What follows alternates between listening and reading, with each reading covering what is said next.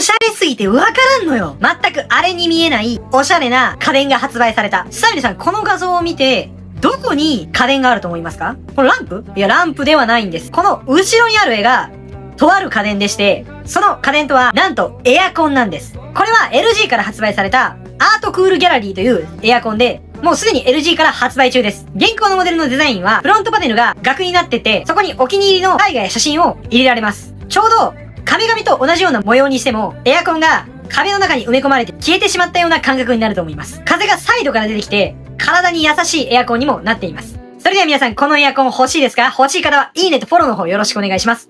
それではまたインターネットのどっかでお会いしましょう。これでくでした。これでく